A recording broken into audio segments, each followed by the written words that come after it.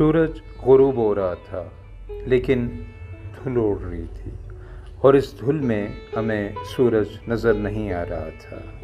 مٹی کے اس زبردست طوفان میں ہم تینوں رکشے میں بیٹھے ہوئے تھے اور رکشہ تیزی کے ساتھ آگے کی طرف بڑھ رہا تھا۔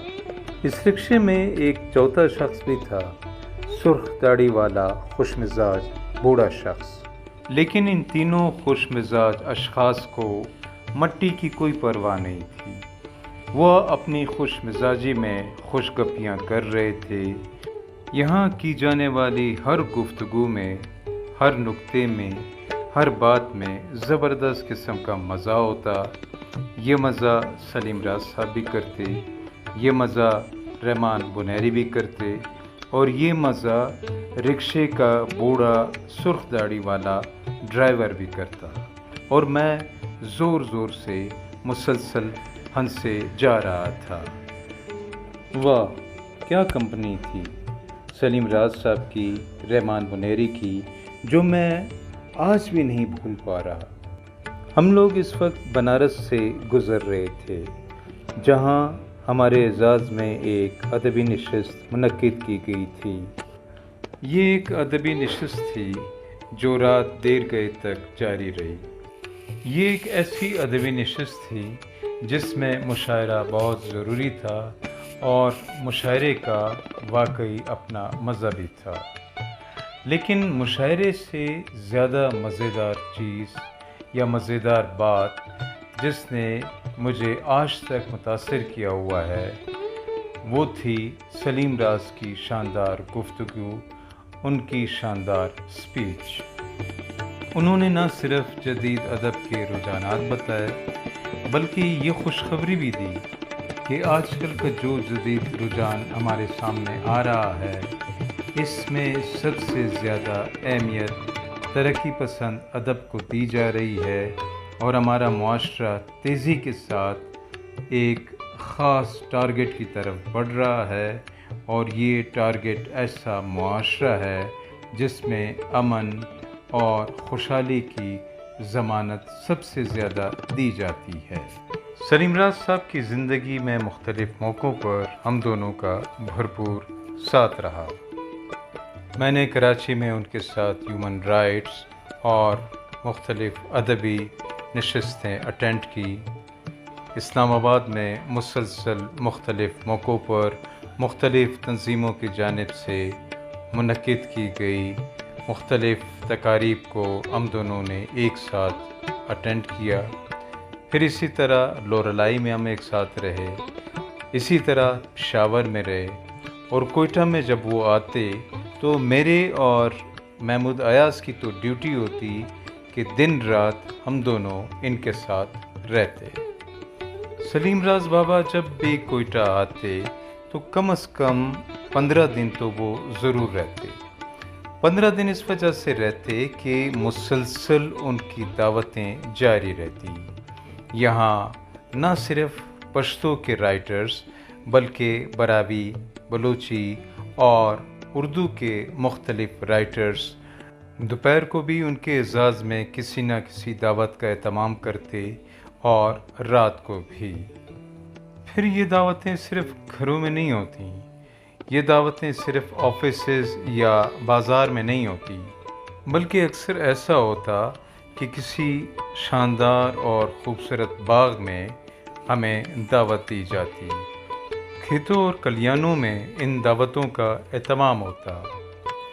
میں اور محمود ایاز روزانہ ان دعوتوں میں جا کر کوشش کرتے کہ آج ہم کھانا نہیں کھائیں گے، کیونکہ مسلسل باہر کا چرب کھانا کھانے سے ہمارے پیٹ خراب ہو جاتے۔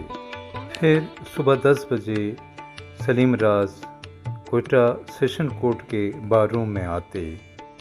چونکہ سلیم صاحب ادب اور سیاست کے میدان میں ایک بہت بڑے نام تھے، تو دوپہر 2 بجے تک ان پر وکیلوں کا رش رہتا۔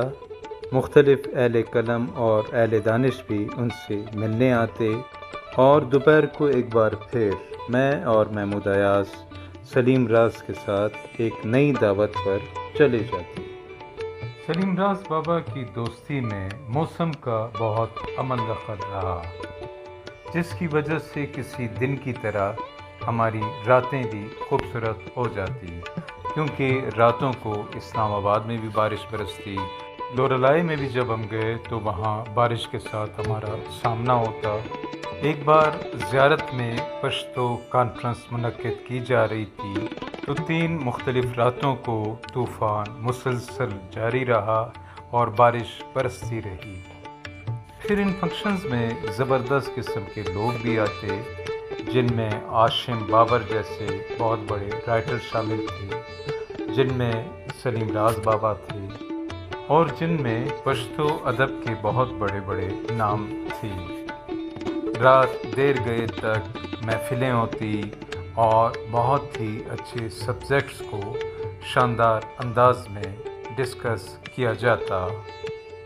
سلیم راز بابا نے ایک بھرپور زندگی گزاری، ایک ایسی آزاد زندگی جو ہر لحاظ سے ان کی مرضی کی زندگی تھی۔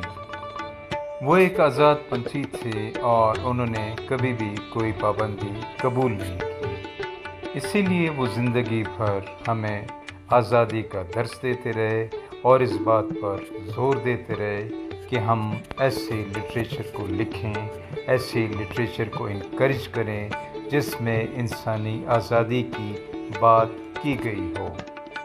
اور میرا خیال ہے کہ اسی مقصد کے لیے میرے گرو نے اپنی تمام زندگی گزاری۔ سلیم راز بابا نے اپنی زندگی میں نظموں کی کتابیں لکھیں، شاعری کی کتابیں لکھیں اور خوبصورت سیاسی اور فکری مضامین کی کتابیں لکھیں۔ وہ کہتے تھے کہ لٹریچر میں آپ کا ایک ٹارگیٹ ہونا چاہیے اور آپ کو ہر صورت میں اس ٹارگیٹ کو اچیو کرنا چاہیے، اس ٹارگیٹ کو حاصل کرنا چاہیے۔ اپنی شاندار بامقصد اور پازیٹیو ایکٹیویٹیز کے ساتھ ساتھ سلیم راز بابا کا ایک کارنامہ یہ بھی ہے کہ انہوں نے پشتو زبان میں عالمی کانفرنسز کی ابتدا کی۔ یہ کانفرنسز آج بھی مختلف شہروں میں جاری ہیں اور مختلف ادبی تنظیمیں بھرپور انداز میں ان کانفرنسز یا سیمینارز کا زبردست انعقاد کرتی ہیں۔ سلیم راز ایک ایسے سپاہی ہیں جو زندگی بھر انسانی حقوق کے لیے لڑتے رہے، ادب میں ترقی پسند نظریے کے ترویج کے لیے جنگ کرتے رہے، نئے اہل قلم کو زبردست انداز میں انکریج کرتے رہے، ان کی حوصلہ افزائی کرتے رہے اور ان کو ایک بامقصد ادب کی طرف انہوں نے مائل کیے رکھا۔ سلیم راز اجمل خٹرک اور قلندر مومند کی طرح ایک بہت بڑا نام تھے، جن کو ہر وقت روشن سویرے کے لیے یاد کیا جاتا رہے گا اور ہم سلیم راز کے نام پر فخر کرتے رہیں گے۔